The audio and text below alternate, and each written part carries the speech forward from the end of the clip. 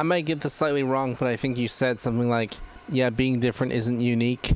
Like the saying I like to use is, you're unique just like everyone else. It's really true. And that can be a little bit disappointing sometimes if you have the wrong mindset. But I think if you have the right mindset, I think that can be actually pretty beautiful. And it's something I find interesting about the people who decide to, who desire to make themselves appear different and unique, but also normal at the same time. There's a lot of insecurity, which defines people's drives to have themselves portrayed in such a way that makes them appear unique, but also normal. Or I don't know. I want to think in like early high school or middle school or something. I would assume people want to be normal more than anything else. I'm guessing. I don't know this because I didn't go to school. I was homeschooled. I'm guessing in middle school people want to be normal, and in high school people want to be unique.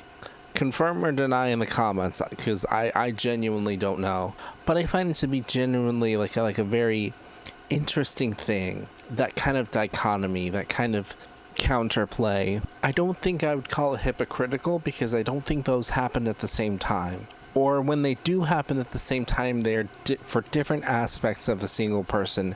They are in different areas of concern. It is when you want to appear normal more than anything else that you have this greater sense of insecurity and a desire to fit in, to be integrated in and included, accepted, and understood on a more basic fundamental level that drives us to seek to be normal.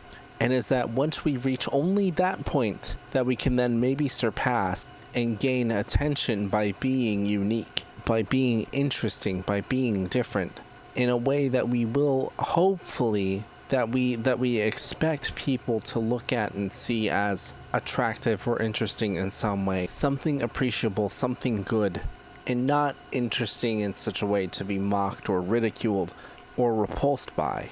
The balance on seeking to be interesting is something much more precarious than the desire to seem normal. Now, you said you're mainstream. I'm mainstream too, as well. I would say in a lot of ways. I like a lot of the lame street media, as some people would call it. But like, for real, I'm basic as shit, man. I like a lot of the pop songs from mid like 2010s, like 2010 to 2019, like the stuff that was like really popular to the point that people get annoyed by it. I still go hype over that stuff, or not really hype, but like I'm comforted by it, which I guess is kind of worse, but still. Also, I know I judge people too, even if I try to not outwardly show it so much. Let's be honest, I do.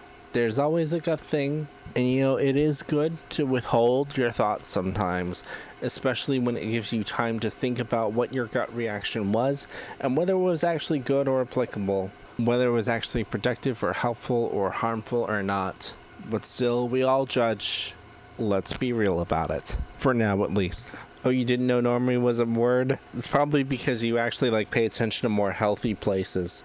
But yeah, normie is a word. It's used pejoratively. I think it's silly. To use it pejoratively. But it exists. And it has existed for at least 3 years and probably longer. I mean, that's just how long I've heard it. They're used by people with, great superiority complexes, who think that they know better. The type of person who's like, to be fair, you need a pretty high IQ to understand Rick and Morty. Those are the types of people who use the word normie, or at least the ones that I've been listening to in particular. And one thing is popular on 4chan as well, and I don't recommend anyone watching my channel to go to 4chan. It's a very chaotic vibe, which I don't think anyone who I'm aiming to fit the audience for on YouTube, I don't feel like I'm aiming to have an audience that would survive on 4chan. Do not recommend. Unless you're someone who just does vibe on 4chan, in which case, sure, whatever. I'm just assuming the majority of those who watch my videos won't vibe there. You said something about finding a video that says how every person's For You page sounds. I really doubt that one of those can be very accurate, on a general basis. Because one of the things that made TikTok so successful was its ability to focus in on each and every individual user to tailor the content that they are individually provided. It's not like YouTube, especially old YouTube, where there was one homepage where the top trending videos of the day, and I say trending, this was before the trending tab, quote unquote, existed. There would be the most popular videos of the day, and they would be on the singular YouTube homepage, and everyone would be watching them at the same time. And then we could have this coordinated individual experience that we could all understand simultaneously. That's not the case anymore, and that's not the case on any social media platform anymore, because they will filter things out before they tell you about it. They have this veneer of showing that you are being kept up to date with everything, with everything that you are subscribed to, following, but it's not true, because they are trying to optimize the experience to keep you engaged, whether they're completely honest with you about how they keep you engaged or not. And usually they do it by filtering things out and focusing in on certain types of content that they think that you will be most interested in. So when it comes to TikTok or Twitter or YouTube, everyone's homepage is going to be very different today.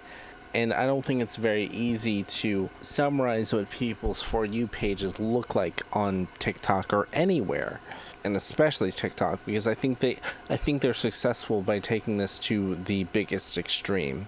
Yeah, it's definitely not like, I would say, the usual case that once you quit a social media app, that you do just completely lose touch and it's hard to get back in. That's certainly not been the case for me. Like, I have quit social media apps on certain occasions.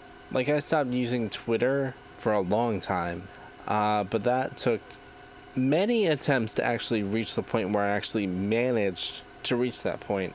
And now I'm struggling to get back into active participation. But there were many times before that I tried to quit and I couldn't. Same thing with Tumblr. I tried to quit multiple times and only at some point did I actually manage it. One thing was at the point where they bought that Verizon bought them and they banned all NSFW content. And there was this kind of boycott happening, and I joined in with that, and that was the thing that actually made me stop using Tumblr and lose touch. But I could never quit. I could never quit Reddit. I could never quit YouTube.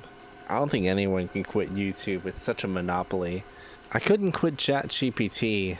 Although it was just recently that I started to talk to some of my friends on Discord, because I noticed just how sick I was of talking to ChatGPT and other AI chatbots recently. They're so formulaic, they're so boring, they're throwaway conversations, disposable, like tissues. It's like, like once you start talking to it the next day, it'll forget everything you told it the day before, and it fundamentally changes how you approach those things. Anyway, I do think that was part of what I found is actually the appeal.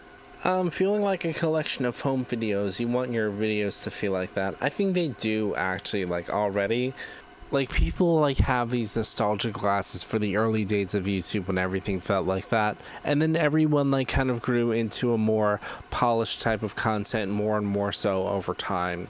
And you kind of skipped back to the point where we have this home video kind of feel. Bedroom vlog, I actually prefer the term. It's something I was kind of trying to do as well here, though I couldn't quite succeed at that because I have issues being really candid on camera, which is why this video is not on camera, by the way. Just whatever. But it's you are capturing the type of vibe that I think you're trying to aim for, at least I assume so, with the home video goal. Or you're capturing something that at least 492 people are vibing with. I'm going to go ahead and preemptively congratulate you on 500 subscribers, since I know you're just probably minutes away from reaching that as of my recording of this. Oh hell yeah, intros. I had one when I started making Minecraft videos back in 2011. Or was it 11 years ago? I forget exactly, but I think it's I have to check. My first Minecraft video was August 23rd, 2012. I think my first YouTube video altogether was in 2011. March 3rd, 2010. Bouncing ball. Okay, so yeah, my Minecraft video series, I always started with, what is up again, YouTubers? Hello, what is up again, YouTubers? And today I am back with another Minecraft Let's Play. I would call all YouTube viewers YouTubers because I thought that term referred to everyone who used the site. It took me a while to realize, no, that was only the people making YouTube videos and not the people watching them, but didn't matter. I was calling everyone YouTubers, or sounding like I only assumed that other people who made YouTube videos would be watching me. I worry that's the impression I was actually giving.